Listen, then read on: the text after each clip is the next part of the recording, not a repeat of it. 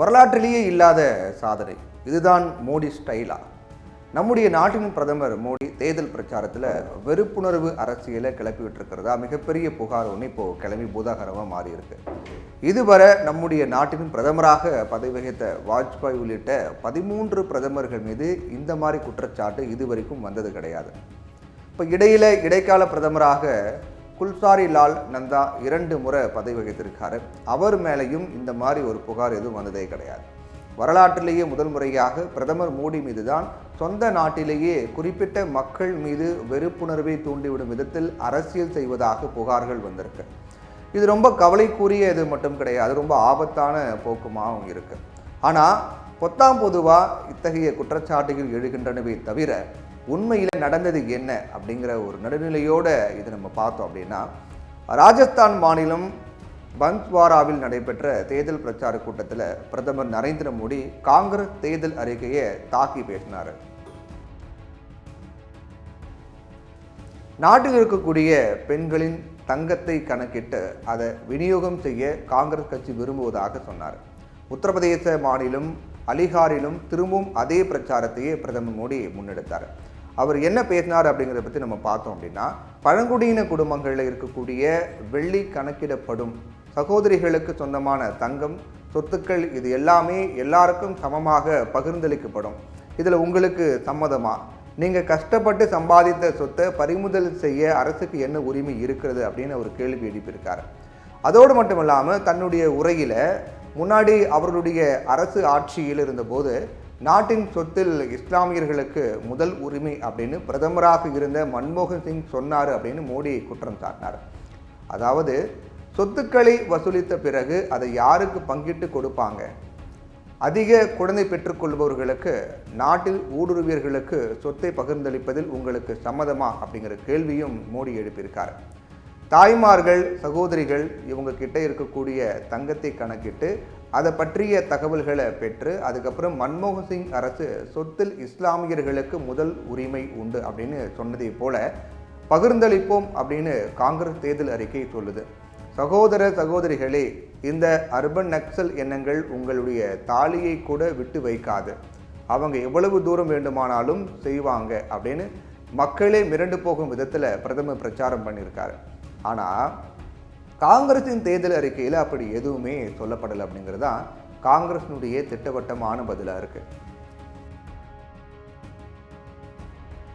காங்கிரஸ் தலைவர் ராகுல் காந்தி தன்னுடைய எக்ஸ் பக்கத்தில் முதல் கட்ட வாக்குப்பதிவில் ஏற்பட்ட ஏமாற்றத்திற்கு பிறகு நரேந்திர மோடி பேசும் பொய்களின் தன்மை ரொம்ப மோசமடைஞ்சிருக்கு, பயம் காரணமாக அவர் இப்போது பொதுமக்களுடைய கவனத்தை பிரச்சனைகளில் இருந்து திசை திருப்ப விரும்புகிறாரு அப்படின்னு பதிவிட்டிருக்காரு.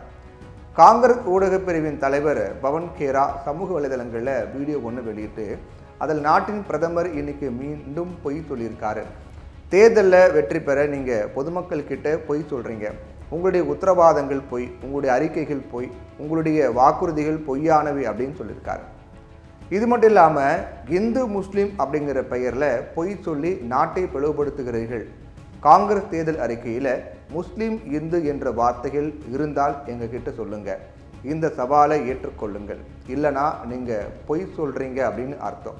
இப்படி பொய் சொல்லி நாட்டை பிளவுபடுத்துவதற்கு ஒருவர் வெட்கப்படணும்.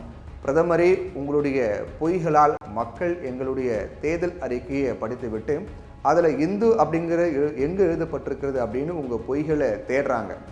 மற்றபடி இந்த மாதிரியான வார்த்தைகள் மக்கள் அறிக்கையிலையும் எங்களுடைய அறிக்கையிலும் கிடையாது, எங்கள் மனதிலும் கிடையாது, இந்த சமூகத்தில் இல்லை அப்படின்னு கடுமையாக எதிர்வினையாற்றியிருக்காரு. அதனால் பிரதமர் நரேந்திர மோடியின் பிரச்சாரம் காங்கிரஸின் தேர்தல் அறிக்கையை அனைவரும் தேடி பார்க்கும் அளவுக்கு விளம்பரத்தை தந்திருக்கு அப்படிங்கிறதா சொல்ல வேண்டியிருக்கு. இதை சமாளிக்க முன்னாள் பிரதமர் மன்மோகன் சிங் நாட்டின் வளத்தில் முஸ்லிம்களுக்கே முன்னுரிமை அப்படின்னு கூறிய வீடியோவை வெளியிட்டு வராங்க பாஜகவினர்.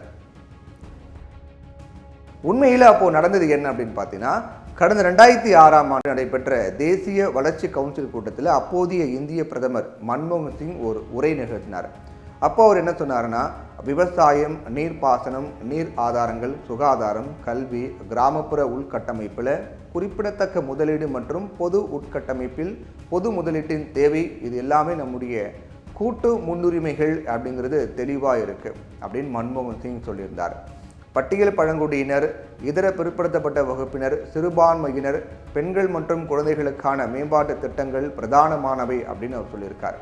பட்டியல் சாதியினர் அப்புறம் பழங்குடியினருக்கு புத்துயிர் அளிக்கணும், புதிய திட்டங்களை கொண்டு வந்து சிறுபான்மையினர் குறிப்பாக இஸ்லாமியர்கள் முன்னேற்றம் அடையவும் வளர்ச்சியின் பலன்களை பெறவும் அவங்களுடைய வளங்களில் முதல் பாத்தியதை பெற வேண்டும் அப்படின்னாரு.